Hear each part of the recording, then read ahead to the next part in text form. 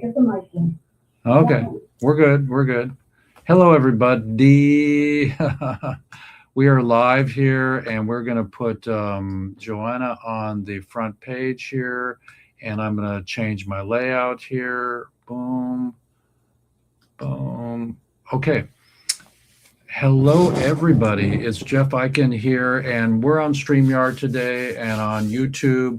I haven't got our portal for any other show yet until Netflix hires me to do the Legacy show. I interviewed Suzette Green recently in the last year or so, and she's the fifth Supreme.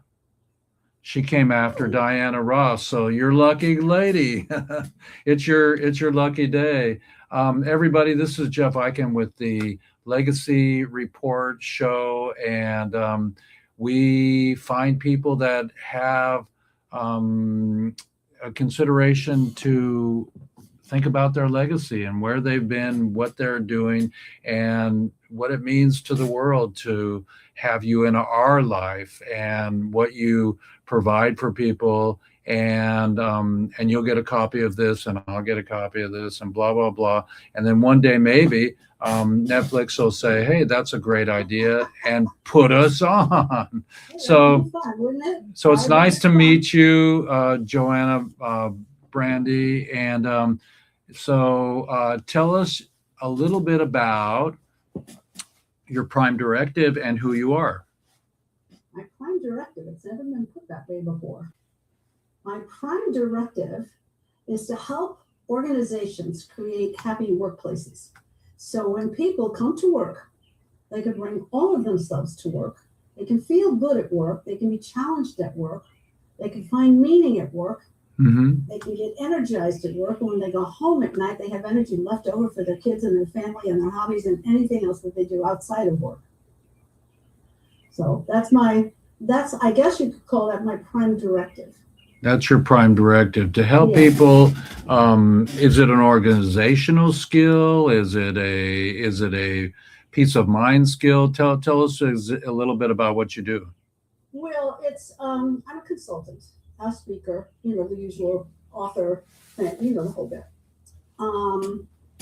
I work with organizations in a variety of different ways. Sometimes I coach CEOs.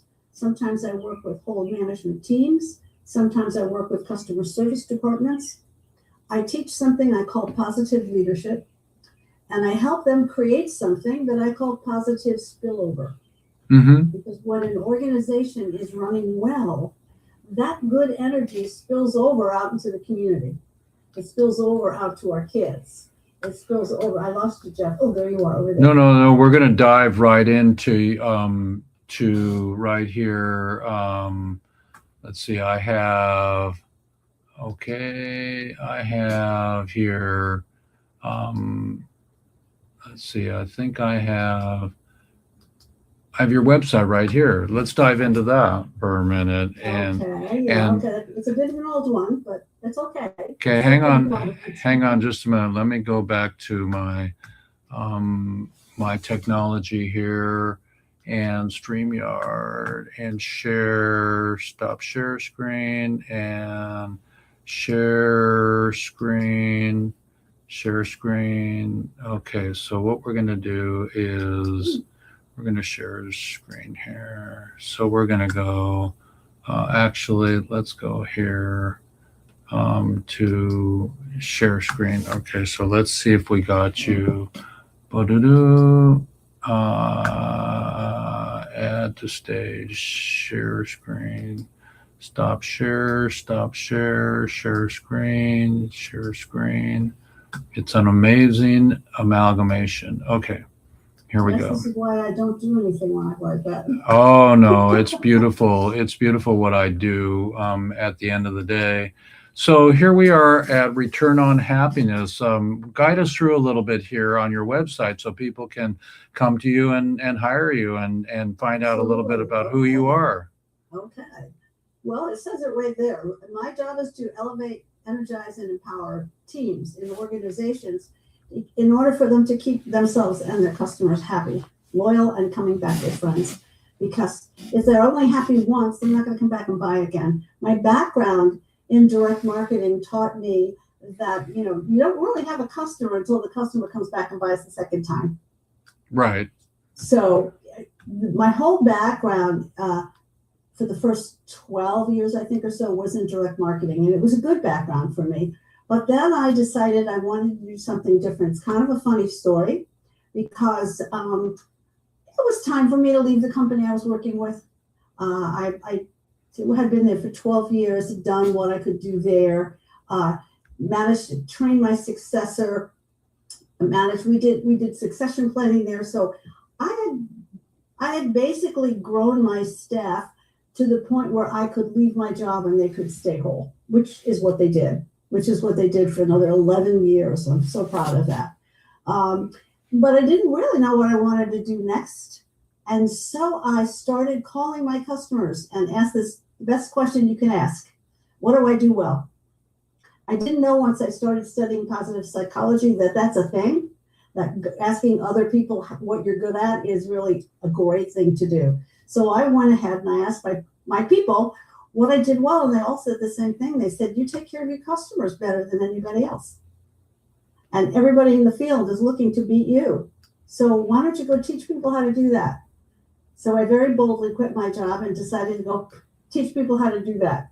And of course, I didn't know, as most of us don't when we're doing something we do naturally, I didn't really know what to teach. So it took me about 2 years to get my footing in the understanding of what I wanted to spend the rest of my life in. I am now a chief happiness officer, a chief well-being officer. There's been a lot of clients, more clients than that somewhere, but lots of different kinds of clients, which I'm also very proud of, because it's one thing to stay in a niche. It's a whole other thing to be able to do this work in so many different kinds of businesses. So I did a tremendous amount of work with Citibank, and then I spent many, many years, I think the total was close to 10 years, working with a garbage company. So are you hands-on, or do you have retreats, or is it a Zoom chat? It used to all be in person. I'm getting a little older now, and I don't love the hands-on stuff as much, because the airlines have changed, everything's changed. I like you was just flying yesterday.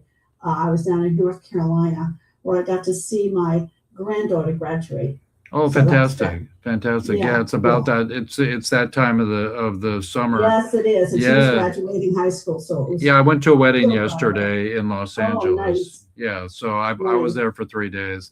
But I'm back at it. And everybody, this is a legacy show, and we're with Joanna. Is there any special place I should go on the website to share with people here? Well, there's way too much on that website. I would say go to Blogs and More, because that right there under Keep 'em Happy, that usually showcases my latest work.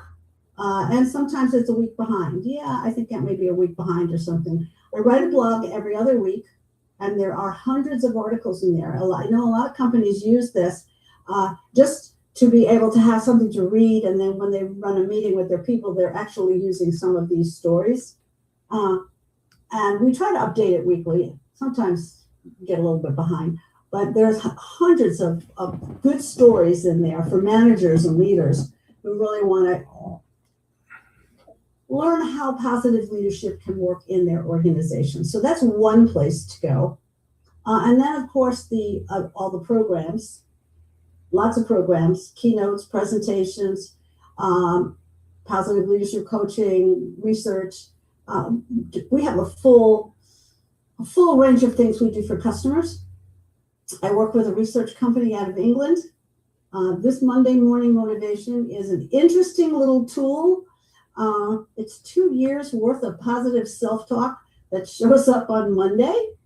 I'm hoping it shows up in the morning, and just is short. It's a short little piece about the customer, and then what you can do about that little thing I'm teaching you, and then an idea generating question. Now, this is generally what I would use when I go in and do a workshop. My clients get this at the end, and so I may be there in February doing a workshop, but they're going to hear from me every Monday morning for the next year. So you're an inspirational coach. You get people to and teams. You work with teams, I right? do. And Uh-huh. so you can guide a team into being more efficient and happy. Is that it? Is it I can. Yeah. Yeah. I okay? can. Okay. I That's pretty. can. That's Yeah. pretty cool. I love that. I love that. Have you ever done retreats or workshops? I have not yet, but I would really love to do retreats because I enjoy being at a retreat so much. So I would love to get a retreat partner. I don't enjoy details. So, So if you're a teacher, I'm associated with Laura Diaz, and we do huh, retreats in Peru. We have a hotel down there and a school there that she's building, and so I can hook you up with her. We can do a Zoom chat, and we can. It's 3 to 6 months in advance, but if of you bring course, yeah, 12 people, you make your fee by per person, and so right, and right. it's really special um if you bring 12 people down to your workshop every morning at 10 a.m. We do a 2-hour session, and you motivate them. And if it's a team from the same, let's say from the same business, if they're all from the same company, then you do a motivational workshop. And during the 8 days from Saturday to Saturday, when we pick you up at the airport and we drop you off, they take you to Machu Picchu in a Oh, glass ceiling train at 3 in the morning, and we spend all day at Machu Picchu. So I just these get are chills all over my body. these are Wow. these are these are what they call bucket list opportunities, and you can make Yeah. a really good income also doing this, because there it's between 800 and $1,000 per person. So you bring 12 people for 8 days, and you're good to go, paying for yourself. And that what that does is it pays for yourself and your partner, and you get Machu Picchu. Wow. You know, I so so I I actually know a group that just went there, part of another group I belong to, and they just went. I wasn't motivated because I it's been a strange year, and I moved, and I didn't want to start planning, moving my stuff, creating a new space, and then having to. They all had to work out. Machu Picchu requires strong legs. Machu Picchu wasn't bad. I'm an elder. I'm 68, and I didn't need oxygen. They sell little cans of oxygen. You breathe them if you need them. Wow. I didn't need oxygen, and we didn't go to the top. We just went on the trail. It was Ah, okay. totally fine. It was totally fine. Lovely. It was totally fine. Lovely. But the people there, the food there, the destination hotel with the teaching area was fantastic. We did soul retrieval Okay. there with Burge Smith Lyons, and she's done retreats all over the world, and so that was fantastic.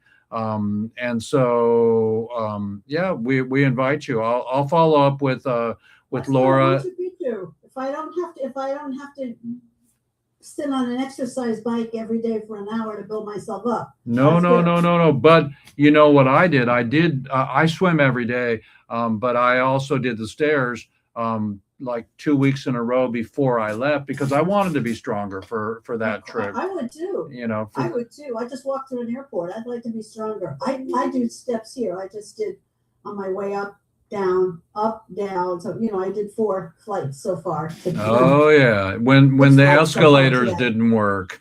Yeah, well, Good old I Alaska Airlines. Well, everybody, we're on the Legacy Show, and tell us a little bit about. Let's go way back into the beginning of time.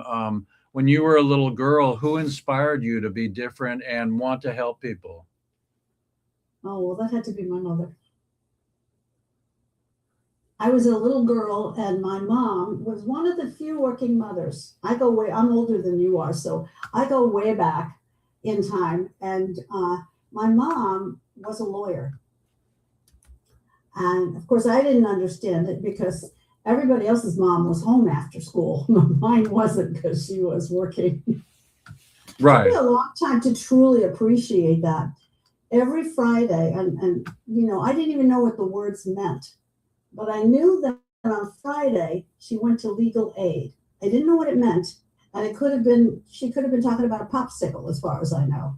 And I said, where are you going today? And she'd go, legal aid. I thought it was one word. And I didn't know until I was older what that meant. She gave 1 day a week to people who couldn't afford to get a lawyer.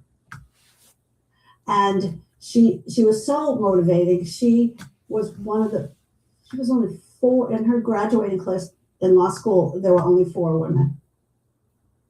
So she was a real pioneer. And on top of that, she was Italian.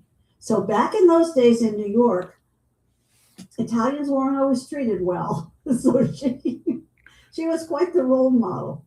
Well, don't the children not fall far from the tree?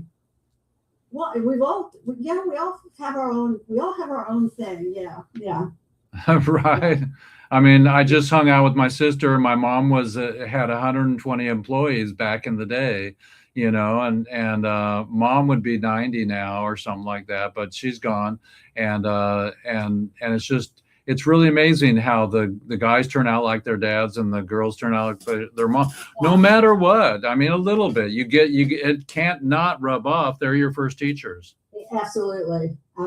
Yes. And she certainly was my first inspiration, because I would see the other thing she used to do back in those days. I'm the oldest of 4, and I had a lot of responsibility. It's like the rest of them got away with everything, but I had to be there to do whatever she needed. And back in those days, they did private adoptions. And so because her practice over time was a matrimonial practice, and the kind of, women would come to my mother. Every once in a while, she had a handle on adoption. And every once in a while, she'd sit me in the back. This is way before car seats. She'd sit me in the back seat of the car. She'd go into a big building and she'd come out with a baby. And she'd hand me a baby to carry all the way home. And then often we kept the baby at night, maybe even 2 days, until the adoptive parents came together for him. And it was, and after a while, because we kept a cradle in the house, and after a while, my mother's name was Pearl, and after a while, my father came home one night and said, "Pearl, no more babies." He didn't want her bringing home any more babies. We kept one of them. It wasn't even a baby. We kept a 7-year-old that was in the process of getting moved to her dad. Her mother was terrible, and I wouldn't even tell you the horrible things that she did to that child, but they couldn't get her. The father was Jewish and insisted on putting her in a Jewish home, and there wasn't a Jewish adoption agency at that time that could take her. And so my mother took her, and I had a 7-year-old brother at the time, and my mother brings home this curly-haired, red-headed kid who had lived a very awful life.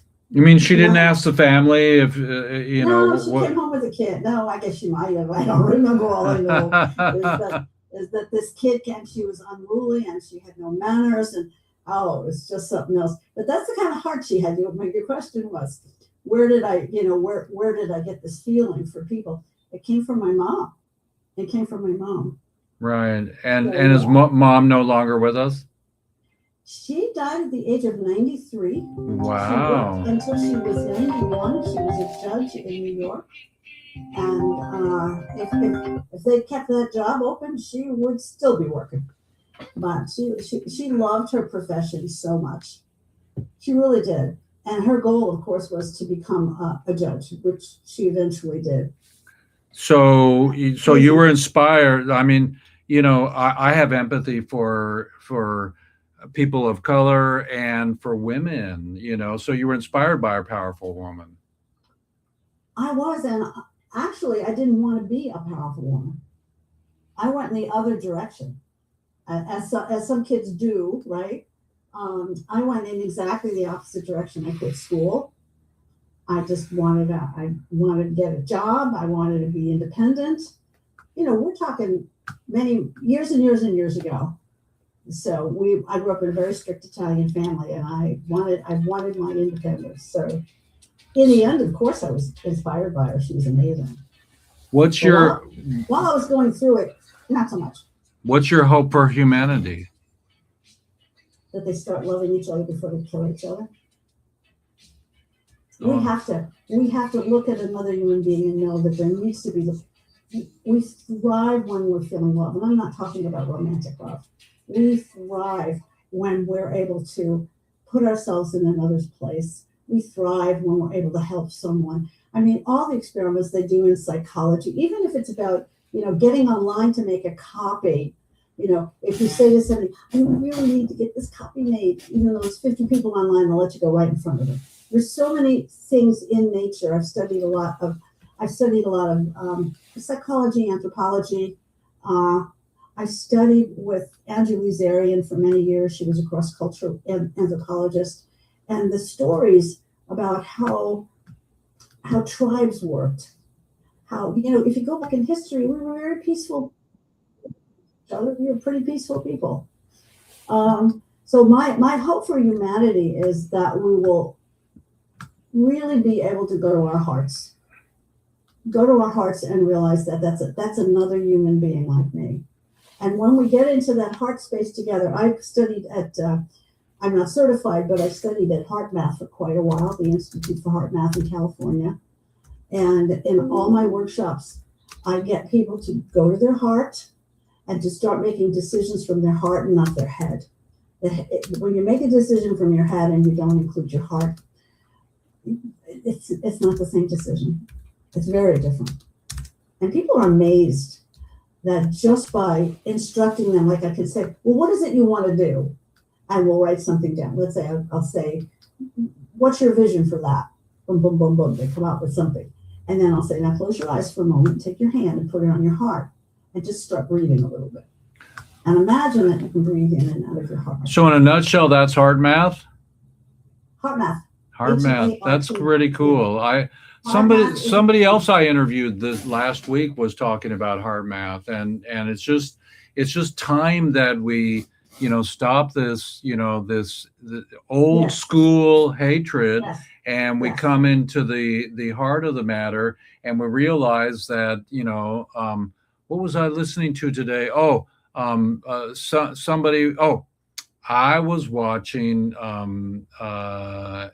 AGT this morning, and there was 5 people up on stage, and they were the Skid Row choir, and they lived on the freaking street, right? And so it was all about having empathy for these kinds of people and not to judge them. And then they sang and they were beautiful and it was great and blah blah blah, and Simon went blah blah blah. But the time of that we're in right now has to change, and I think or we're going to blow each other up. Well, I think through heart math is really beautiful. I mean, my shows don't get any politics unless you're a politician, by heart, soul, or creativity. But it's time that we talk about everything and about getting to the heart math of things. So, myself growing up as a Jew, we were taught not to hate. And so when you talk about teaching corporations and teams to be happy, then they're more efficient. And that's a dangerous word. I do workshops with Vistage, which is the largest CEO workshops in the world. They're all over the place. And it's a hard sell. It's really a hard sell. But the data can't be argued with. So for companies who want to prove that this works, it's a matter of doing some research. Your people will be smarter. You will be smarter. The right brain and the left brain are going to start communicating better together, period. Well, in Mexico, all the employees take off for an hour and they go have tequila and little beef strips, and then they do a siesta and they go back to work. And in Japan, they do the same thing. They have time and they take care. They have saunas and in their workplace. Absolutely. But their workplace was not influenced by Henry Ford. If you go back and look at how we essentially took people's brains away. I mean, I have been told, so it wasn't that long ago, right? I had been told in the workplace, I don't really care what you think, just do what I told you to do. That's when I realized I really can't be, I'm not the kind of person that can just work for somebody else. Right. I needed to do stuff on my own because I didn't want to be told that. Right. And Lord, give us a break with AI right now and what that's going to do to the workforce, So we have to be really careful on Yes. how we are elders in the workforce and on the planet, instead of making everything go backwards and deforest the redwoods and all that kind of stuff. I met Ansel Adams when I was a child. I'm a black and white classic photographer, and he was fighting for the Sierra Club, through his beautiful photography, and licensing that to them for their calendars and raising money. So we wouldn't take down the redwoods. So we wouldn't do this and that. And there's so many alternatives now to wood. You can make wood out of hemp, and and so on and so forth. I mean, we should not be using fossil fuel plastic anymore. It off gases. It gives glyphosate to our human body. There's plastic in everybody's system already, and the oceans. And so it's wonderful to have you today, Joanna, Brandi. Everybody, it's the Legacy Show. It's Jeff Eichen. I tell like it is. I just want to know more about you and what is your legacy? What do you want to be remembered for? I want to be remembered for caring. I want to be remembered for advocating for happiness and well-being. Mm-hmm. What else do I want to be known for? I think for kindness. I think for being a kind person. Every elder that I did hospice with, I interviewed them and I said, "Here's the mic," and they all said, "Be kind to each other." Yeah. It's not time to wah, wah, wah, and so I was hanging out with Mucky Mucks from Hollywood this weekend when I was down with my family members. They're from the industry, and I was talking to like Bart Simpson, like the guy who did the voice, and there was a lady and a guy, and he does voiceover for them, and blah, blah, blah. He says, "Jeffrey, I remember you. We had lunch together a few years ago." And so we were talking and everything like that. And it's just, it's really important for all of us to recognize each other, give praise, and have empathy. I think that's what's going wrong with the planet, from Gaza to the Legacy Show. Legacy Show has plenty of empathy. I can't imagine what it is to be a woman, or to be, this, or to be that, or homeless, and so on and so forth. And if we care, then, or we don't turn our head when we walk by somebody who is begging for money, or we give them, money. I never give any money to a beggar unless they give me a joke. I said, "Work for your money." Oh, that's a life. I said, "Give me a joke." Oh, I never thought of doing that. I always keep a little bit in the car and some granola bars and things like that. Yeah. I never thought of saying, "Here, I'll give you a little money if you give me a joke." Yeah. Because I'm looking for good jokes. How do you protect your bagels? I don't know. You put locks on them. See, that's a quick one. That's a good one. A quick Jewish one. That's a quick Jewish one. Yeah. So remember, I grew up in New York, so it's all the same. And my mom grew up in a place called Auburn, which is near Far Rockaway, in a Jewish neighborhood. Oh my God. Her family owned the bakery there, and in a Jewish neighborhood. So as I grew up, and when my grandparents were still around, they didn't last very long. But when I grew up hearing Italian, it was always peppered with Yiddish. So when I first went to school to take Italian, I didn't understand why there were certain words that didn't appear there. And I would say to my mother, "I don't understand. They don't say schlep. They don't say this. They don't say that." And she said, "Honey, that's because that's not Italian. That's Yiddish." And the first time I ever had to speak in front of a group of Jewish elders, and there were women, the Hadassah here in Fort Lauderdale, the friend of mine who hired me to come and speak to this group did not tell me that these were going to be all Jewish women. I thought it was a business group or whatever. I don't remember why I didn't know, but I walk into this group of way older than I was at the time, mostly white-haired Jewish women who were just sitting there like, okay, what does she have to teach me? And I didn't know what to do because nothing that I could say was going to move these people. So I started telling them that all about how I grew up learning Italian peppered with Yiddish. And my Italian teacher didn't know, it was kind of funny. And they all laughed. And once they laughed, they accepted me. And when did you come up with the happiness paradigm for your business? Over 22 years ago, Mm-hmm. I was sitting in my office. Someone, and I can't remember who, sent me an email and said, go on to this. It wasn't even called a webinar back then. It was called a teleseminar. Go on to this teleseminar tomorrow night. I think you will really like it. And I got all set up at my desk and I got on the teleseminar. And the moment I heard Martin Seligman's voice, Dr. Martin Seligman, who's the founding father of positive psychology, the instant that I heard his voice, it was as if lightning went through my head, all through my body, down past the floor. And I was on the second floor. I swear to you that I could hear the lightning hit the ground. I sat up like this and I said to myself, oh God, I'm a goner. Because I knew from that moment on that was it. Even though I was in the marketing field, even though I was already teaching, even though I was talking to people about how to run teams and things like that, how to do good customer service and all that, I knew that everything was going to change. So I studied with Marty for, I don't know, what, 10, 12, 15 weeks, I don't remember. It became something he called an authentic happiness coach. Authentic happiness coach. Yes. You would be perfect in a Peru retreat. I mean, let's put it this way. My best friend from Massachusetts, from Boston, he was here in Washington. He went to school in Bellevue, and he came up last week. And before I went to California, I visited with him.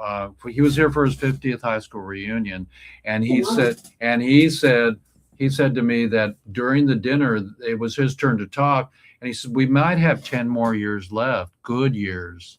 He said, let's make advantage of it. Let's take advantage of it. So the bucket list to Peru and doing global retreats might be perfect for you, because Laura Diaz down at Retreats and Tours Peru, she's working mostly with corporate right now. Oh, okay. And so that comes with a great price that allows all of us to have first class. And there's even a first class train with a 3-course meal, 3 hours down to Machu Picchu. I mean, sounds exciting. It's really, really cool with wine and pisco sour and blah, blah, blah. And then there's also shamanic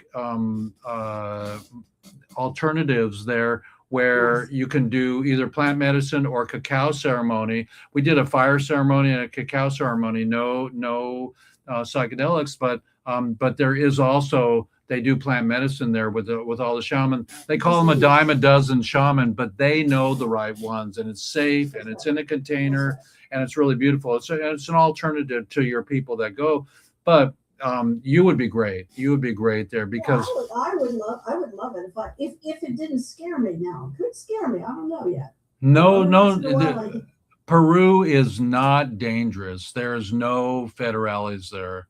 It's really nice country. I enjoyed it. Well, like I said, I know a bunch of people that just came back and they loved it. But they climbed. They practiced and they worked out and they must. Well, I wanted to go to Rainbow Bridge, and it was like a 3-hour climb. But that day the guy didn't show up, or it was raining or something like that. So I got out of that one. But the higher you go, the more Machu Picchu you can see. But let's see. Wonderful. Let's see. Do I have any of my photos? No, I don't have any Machu. Oh yeah, here's a Machu photo. Here's a picture of Machu Picchu. Wow. That's my photo from Machu Picchu. That's your photo. Wow. I took that photo, yeah. Amazing. You a professional photographer? Only when I get paid. My daughter's a professional photographer. I teach all young students, don't go into it for a living. Well, she doesn't do it for a living anymore. She did, but she's also a landscape architect. So that's Okay. what she does. But the photography background, and she does. She gets a call once in a while from somebody says, "Can you come do my wedding, or can you take pictures of my kids, or any of that kind of stuff?" It's a Yeah. tough living. I shot architecture for 20 years in LA. I worked for Metropolitan Home Magazine and this and that, and carried big cameras around. It was quite phenomenal, quite phenomenal. Well, we're with the Legacy Show, everybody. Tell us a little bit about. You said your website's a little bit old. Are you getting ready to make a new website? Probably within the next year, not right now. Okay. I'm taking my energy right now. You mentioned AI before. My energy right now is to figure out. I have a ton of IP, intellectual property. Mm-hmm. So my energy right now is going towards learning how I can monetize my intellectual property. And so I'm learning. I've built my own AI, and I'm about to start. I mean, I think I did start the course. I wasn't there because I was at graduation. Starting a course with a woman that teaches you how to take your current work and make AI products out of it so people can enjoy your work, whether or not their organization is willing to pay to have you come in. You get to a certain point where you're charging enough money that you only get to go to those companies that have the budget for you. And by taking pieces of my AI, it becomes and making shorter courses, it becomes accessible by other people. That's super cool. I really like Yeah. that. I would Yeah, like. and it's a little weird. I'm still in the throes of, and now I have to move my AI. She wants us to use a different tool, so now I've got to learn how to use a different tool than the tool I'm using. So my brain power right now is taken up with that. I think the websites are great, but that's more like window dressing at this point. Mm-hmm. You can look at my website and you can see what I've done. You can't really see what I'm doing, but still, we're going to keep the website at least. I'd say at least another half a year, because my investment is not going towards the web. Right. Okay. My investment is going more towards my YouTube channel, JoannaBrandi.tv. So I'm doing more YouTube videos. I have my own little show where I interview people. I didn't want to start a podcast because I didn't want to have to learn the technology. I've got ADHD, and it's gotten a little touchy since I got older. So I try not to put myself in a position where I get too confused. So, but what I like is interviewing people just like you. And so I started a program called, let's see if I can remember the name of it. It's called The Growing Edge. And I interview people that are doing things or have done things that was on the growing edge of their learning. And I interviewed the former president of Heart Math. I mean, I've interviewed some pretty cool people. I interviewed a professor up at Harvard. And the good thing about it is it's open. It's at least an hour long. So it's a good, you forget you're on camera, and you start really getting into the conversation you're having with another. I interviewed the two people that started a wonderful, wonderful organization on positivity. He's 80 years old and he's still teaching and still trying to raise money.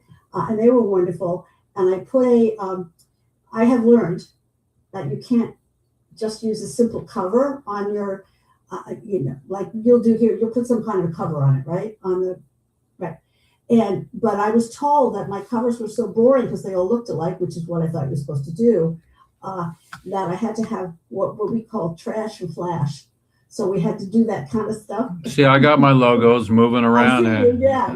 And so for the one where I interviewed these two people, the big letters, and I have lots of photographs of me going, strange pictures, and it says, "Can these two hippies save the world?" And that's at JoannaBrandi.tv. So I, with the move and everything, and I got ill last year and had to take some time and be in the hospital and all that nonsense. So I've pulled back a little bit. With anybody that's got an idea that is out in front, and I dedicated it to my dear friend Michael Singer, who passed away rather suddenly about 2 years ago, and he is one of the world's greatest sculptors. Oh, fantastic. A very, very good friend of mine, but he was always on the growing edge, always. there was no conversation you didn't have with Michael that actually took place today. He was always on the edge of how to push it. And if you go to his website and you look at his stuff, his sculptures all over the world, and his stuff is it's always pushing the edge. So that's that was my tribute to Michael, and I'm going to still continue to do it. Maybe I'll have you on one day. Oh yeah, that'd be great. For what you're doing, that'd be so much fun. That'd be so much fun. Totally. So I want to get into these other spaces, and so the website, it's clean. I know it's bulky. I know there are broken links. I know, but sometimes you just have to make a decision. Do you have somebody, that web developer, or do you do it yourself? No, I have somebody that does. Okay. Yeah, I build my own Wix websites, and so, but it takes me into the wee hours. But I don't have children or a wife to live in. You know? There you go. Okay. You know, so. Well, everybody, we're with the Legacy Show, and we're with Joanna Brandi. And tell us a little bit about what you would advise the upcoming generation, the children. Well, for one thing that I want to advise everybody, and it is the thing that I say the most, and is that it's never too late to have a happy childhood. I think, if anything, that's what I want to take to people, no matter where they are, no matter what they're doing. The science of happiness can get us, because there's a science, because we've studied it, because we know what your blood sugar looks like, or your blood composition looks like when you're happy. There are so many ways to get into happiness that it doesn't matter if you don't feel happy right now. I can help you be happy if you want to be happy, because it's a science. And so it's really never too late to have a happy childhood. And I think it all boils down to that, because even though I work with groups, it's all about the individuals, and you have to want to show up. That's fantastic. So how about the children? Basically, you said that maybe, I mean, I'm reading into this, maybe that the adults can have a new childhood, but what about the children right now? They're all kind of a little bit confused. There's a whole thread of kids that are totally neglected, and there's a lot of suicide right now. Tell us a little bit about your hope for the children. That they get off social media. Oh, there you go. You can't let kids be on social media. You can't give a kid an iPad or any of those things when they're really, really young. Mm-hmm. And I know we do it, and the schools are doing it, but you can't. I don't know if you ever got taunted in high school, but I got taunted in high school because I was chubby. We all have something that we had in high school that we got taunted for. And what social media is doing is it's magnifying it, and it's making it so hard. And they don't come home and tell their parents about it. Right. So I think the best thing that we can have for the children is to have parents that really understand. Make sure those screens get put away. Don't say, when I sit in a restaurant and I see both parents and two kids on iPhones, I want to go over there and say, "Excuse me, do you know what you're doing to your children?" We are social creatures. We need social. We need to look into people's eyes. So maybe we should have a campaign where the kids tell their parents to get off the phone and talk to me and take me to the forest. Yes, and take me to the forest. And take me to the beach. Yes. Come on. I want to go to Disney World. Come on, you guys. I think it's really important, and the parents have to. It's tough being a parent now. It's tough being a parent. Well, to explain the world at large, it must be gigantic to be a parent right now. It's unbelievable, especially with what's going on now. That's what I'm saying. Is that we're back in the Vietnam headspace, and I'm trying to produce a concert, for Woodstock, so we can start to, through music, get the word out again about being nice to each other. So we're with a happiness coach, everybody, and we're gonna see you in Peru, and tell us just a little bit more about what you want to be remembered for, your legacy, because it's a legacy show. I know, I haven't spent much time thinking about that, so. And as you know, I forgot I was going to be on today, so I didn't prepare. Right. It's all good, but impromptu is the way to go. I mean, you're. I would love to be remembered as having been a good boss, Mm-hmm. as having been a great parent, and as having been a wonderful grandparent. Now I'm going to cry. Oh, there you go. Yeah. Easy. It happens easy. You're verklempt. You're verklempt. Oh, for clapped, yes. Yeah, I'm feeling verklempt. Yeah.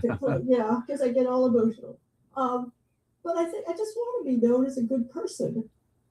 You know, that I was kind, that I was clever, that I was curious, that I was always willing to help.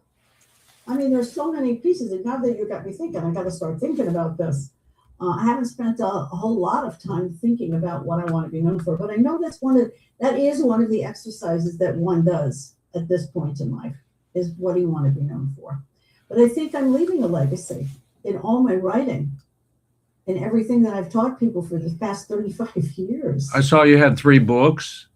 I have 3 books. 2 of them are on customer care and customer loyalty, and one is just a great little fun book. It's called 54 Ways to Stay Positive in a Changing, Challenging, and Sometimes Negative World. And it's illustrated by a dear friend of mine who has passed from this plane a few years ago, but the illustrations were all inspired. I would give her a thing and she'd go meditate on it and then she'd draw. It's just a Do you can we get them on Amazon? Where do we get your books? You can get it on Amazon, yeah. And do you have a link on your website also? Probably not. Oh, there you go. There you go. Probably. That's one of the little details, you know, when I the motivator, come on. I know. I don't know where it is on the website. It's on the bottom of all my emails, though. Okay. It's on my emails. It says 54 Ways is back, and we're so happy. And there's a link right there in my emails. So people can get it when I email them. Okay. So, and yeah, I took a class on emailing, on newsletters. Well, I have a newsletter I've been writing now for 35 years. It's called, I renamed it about 10 years ago. It's now called a newsletter. Oh, nice. Good one. I don't report the news anymore, which I used to, not the, outside news, but marketing news and business news and stuff. But now it's all a news. It's a newsletter. So today I'm writing one called Becoming in honor of my granddaughter's graduation. And and it's also, I have a great new masterclass coming out next Thursday about the hidden leadership patterns, which most people don't see, and how to uncover them. And that is, where is that? That's right now on, it's on also all my social media. It's on LinkedIn, it's on Facebook, it's on wherever else we go. I think we're advertising it everywhere, and it's in my newsletter for the past few weeks. My newsletter. Here's what I love the most thinking about. I've got 1 or 2 clients that I do this with. I act as a muse. I know I'm a consultant technically, but I've had so much experience in so many different kinds of businesses, and so much experience. That's on my website. To get onto the list is on my website, and then what you see in my blogs, those are my newsletters. And when I'm working with one person in particular, I'll tell you, it's like amazing. He's much younger than I am. The first time I started working with him, I said, "What's your goal?" He said, "To not work." I said, "Tell me about that." So he wants to be running a company and to have everybody so empowered that he's there, he's setting direction, things like that, but he can have as much vacation as he wants. He's one of the new generation. And so I just decided I wasn't going to try to direct things to him. I just listened carefully. So we start our sessions with a couple of deep breaths, not a meditation, just a couple of deep breaths. But we've been working together so long now that it kind of clicks us together. And then he'll be talking about something, and I will say, "Oh, that reminds me of the time I did this," or "That reminds me of a client I had who." And whenever we do that, whatever's coming out of my mouth is relevant, and he then generally puts it into practice. I love this relationship. That's the relationship I want with every client. no preparation, just sinking down in and getting into the same space and giving them whatever comes through. Because I have a good intuition. I would like to keep working on my intuition. So when you were a child, were you an empath? I've been an empath all my life. Yeah. Right. That's a I've been beautiful an empath. that's a beautiful thing. Yeah, And and I think, you know, that passes along in the family. My mom was an empath too, which is why she took those babies home. amazing, amazing. I just talked to somebody, they're like 60 or something like that, and they just had I don't know if he married somebody younger or anything, but they got a new baby somehow or other. And I said, starting again, you know, I don't have any judgment. I'm so neutral on the planet. You know, I can talk to a red state or a blue state, and and kind of hold my myself in. You know, when I met Miguel Ruiz from the Four Agreements, I learned Yeah. I learned the fifth agreement was becoming your authentic self, he told me. Mhm. He says, once you become your authentic self, you begin to listen. Well, and I think that's what's happened with me through the years, and years of going to spiritual workshops and all kinds of different kinds of workshops, but years of doing that kind of stuff and working on my intuition. And I'm a meditator, and I do heart math. And so one thing I can tell you about heart math, when I actually studied there, which was well over 20 years ago, I was studying with a group of people, and that was back in the days. I don't know if you remember this. The big conversation in business back then was the quality movement. The quality movement? Movement, yeah. Wow, Yeah, what is that? When Dr. Demings, when Dr. Demings was alive many years ago, where the way the Japanese got ahead of us in the business world was by working with Dr. Deming and finding the right way to do things. You know, asking the right questions and looking and measuring quality. Mm-hmm. So there were a lot of us that were out in the very beginning years of consulting that were listening to what he said about how to create a quality product, how to have a quality relationship with your customers, et cetera, et cetera. And Heart Math ran a couple of seminars, like 3, 4, 5-day seminars on quality and what that meant when you were talking about it coming from the heart. I love that. So we went there. There was a bunch of us that went up to, it's up in, it's in California. It's in the Redwoods somewhere. I can't remember the name of it.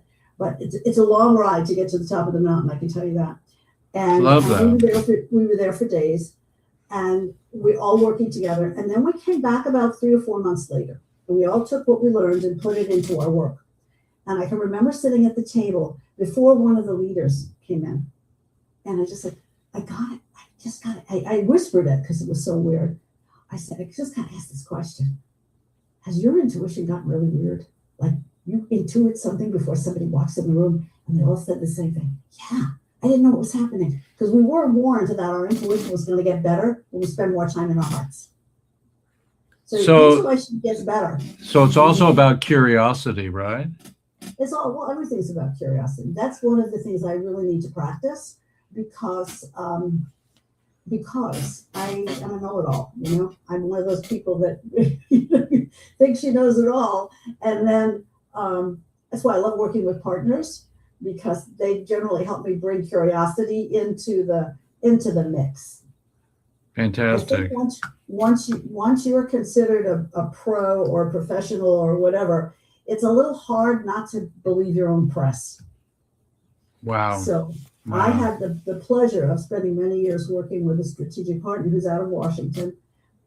She's not working anymore. And she'd let me rant and rave and do and what have you. And then she'd say, okay, but what about the people that don't follow your thinking? So think about it. And she would give me these great examples that I go, I'm sorry, I missed that. Because some people like me, because of the neurodivergency I live with, I can go on and on and on and think I know it all, especially when writing a workshop, and forget that there are people sitting in a room that aren't going to know what I'm talking about because I would leap ahead. So she kept me, boy, she was amazing. And even when we were good friends, and even when I talk to her now, it's got nothing to do with business, but she'll pull me right back and ask me a series of questions that will bring me back to reality. So everybody, if you want a newsletter and you want to get happy with your employees, with your clients, and with your state of mind, come to returnonhappiness.com. It's really a beautiful thing. We have a brand, return on your investment for the Peru retreats that I work with, and so that's really cool. I do. I videotape the whole retreat in Peru. I come down with you guys, and then at the end, I publish a book about that, a little leather-bound book that you get to have, coffee table book. So everybody, there's 12 people, we just get 12 copies, and it's our gift, because with corporate retreats, they're not inexpensive. So we build everything into the fee, Nice. and we'd love to have you. We're here with Joanna, Brandi, and Joanna. Talk to your mom for a minute. Tell her that you're happy and thank you. Come on, give everybody a little mom talk. Yeah. Well, just tell her it's gonna make me cry. Hey, I miss my mom. I miss my dad. Being at the graduation the other day, Right. I knew my mom was there, because my mom, my daughter has 2 children, and the first one was born before my mother passed, the second one after. So this little girl knew her dad. Nice. Yeah. Well. So there was definitely, my mother was there. She was probably there over the weekend, saying things like, "Your dress is too short," and things like that. She was very practical and very protective.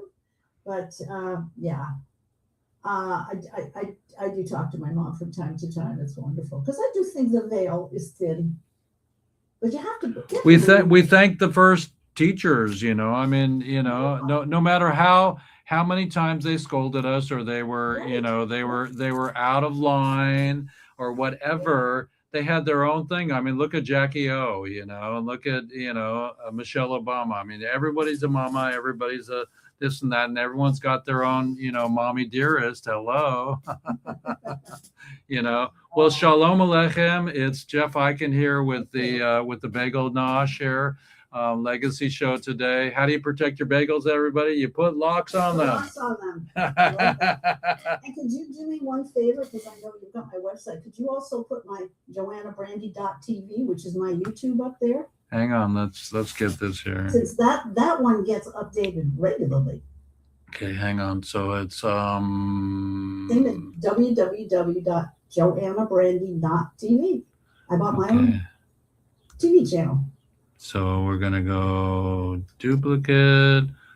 So we're gonna go change that to Command A.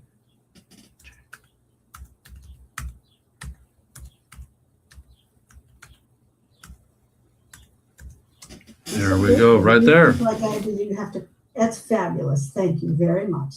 So we have the fantastic and inevitable, indubitable, and wonderful Sabra from Miami now, or from Florida. What made you move to Florida? What made you move to Florida? I was writing a book. I had a book contract from a big name publisher in Washington, D.C. And I was also writing a new training program for my biggest client. And I don't know, Long Island, it had been a while. I was getting like itchy. And my daughter tells me that I used to walk around and say, "I've got to get off of this island. I've got to get off of this island." Well, I decided to sell my house and get off the island. I did not come down here to live. I just came down here to write a book. And I never wrote that book. But instead of, no, I didn't. And I had 20 crates full of material, no computer. I mean, there was no internet. None. Couldn't look anything up. You had to go to the library if you want to look something up. And I'd been ripping pages out of magazines for years and books. And so I came down to Florida made my daughter come down with me. It was too long to drive.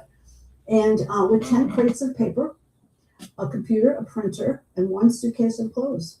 And I came down here to write this book about holistic business, which was the book I was commissioned to write. Mm-hmm. But because the publisher knew me, he said, "You have the most amazing ideas of how businesses really need to be more holistic. I know you. We don't know you as a writer, but I'll give you a contract." And it was the Regnery Gateway, which was a Washington publisher.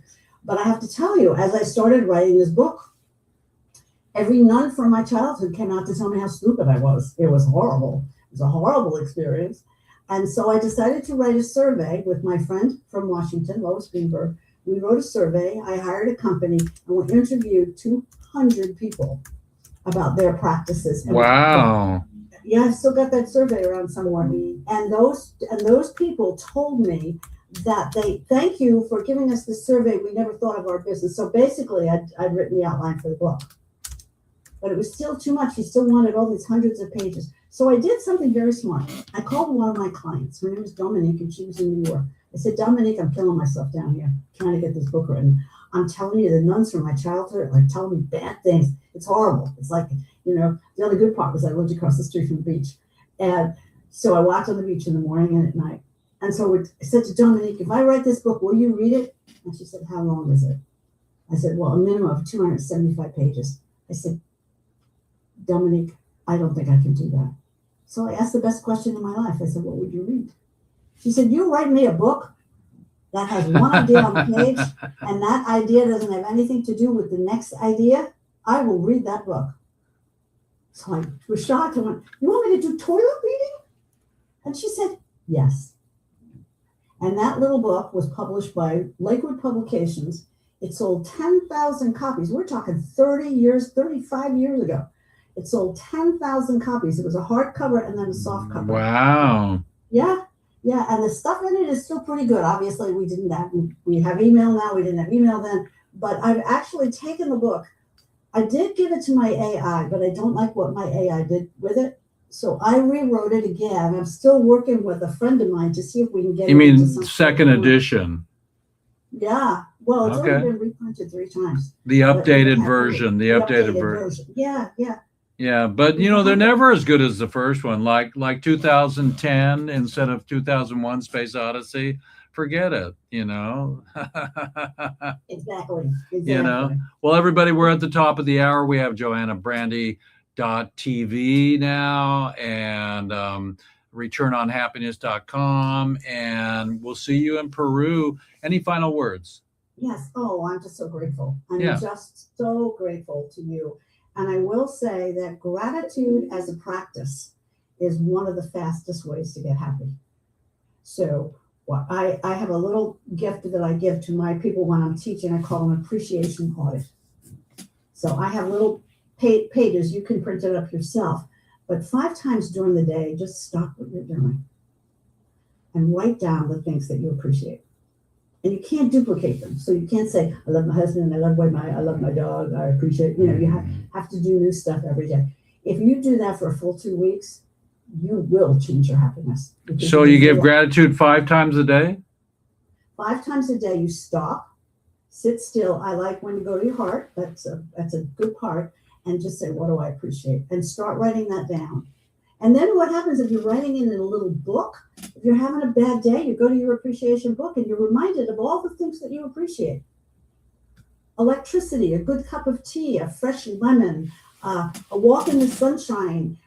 They're tiny things. They don't have to be big things. Keep the It doesn't have mind to and be- heart moving, everybody. Absolutely. The parts wear out, just like a car, everybody, Yeah. So we're with Joanna Brandi. We're at the top of the hour. I'm going to send us home right now, but I got one more question for you. Final question. Final answer. Statements. Return my car to me. So then after we do the final question, I'll let the mechanic know I can go get my car. Oh, right. Okay. What's next for you besides Peru? Oh, well, there's another book I've been working on. That's why I want to get all my work, the stuff I teach in the corporate world into programs for AI. And then I want to write the book that I started writing years ago and put down. It's called How Good Can You Stand It? Say that again. How good can you stand it? Oh, nice. That's beautiful. Well, I started it years ago and then put it away. love is in our heart. Completion. That sounds good. It's Completion. all about Yes. completion before we leave the planet. That's what legacy is all about, everybody. That It's is. the legacy Absolutely. show. Wait, hang on. Absolutely. Hang on. I got to get my legacy show back here. There we go. Boom. So it's a legacy show with Jeff Eichen, and that's it. The legacy show. Boom, boom, boom, boom. And I love you all. I know everybody has a legacy. Come to me. Let's get me on Netflix. Let's monetize everything, everybody, and be gentle and nice to each other. This is Jeff Eichen with the Legacy Show. And Joanna, I'll see you afterwards somewhere down the road. And I'll get an appointment with Laura Diaz to talk about the facilitation of that and how that works. And everybody, it's been a pleasure to be with you today, Joanna. And I'm Jeff Eichen. Shalom Aleichem. Oh, thank you so much, Jeff. I really appreciate it. That was really nice. It was really fun today. And I'm out of here, everybody. Off to the next. And thank you so much, Joanna. My pleasure. And I put in the chat on the Zoom chat the YouTube for our video today, so you can send it to anybody you want. Wonderful, and I think I'm going to recommend you to a few people. Let's go. And my photography, I photograph corporate retreats, and I do event photography, and I do documentary photography, and also I do legacy work. I'll come to your house and scan your stuff and photograph your stuff so we can put a book together. And it ain't cheap, but I do that. And it's a 2-day thing. I'll fly in, I'll sleep in a Airbnb, and I'll do a book on your father or your mother or your family. Oh, there's a whole other story from my father's side of the family. Let's not get her going. Big story on that side of the family. We'll have another episode with you. Everybody, we're with Joanna. She could talk all day. I would be there, but I got to go. And it's an amazing time at the Legacy Workshop here. Thank you. And send me a copy. I'll post it on my stuff too. Send me a copy of it. Okay. Love it. Thank you. Okay. Thank you so much. Okay. Cheers. Bye-bye. Okay, so now we're going to get our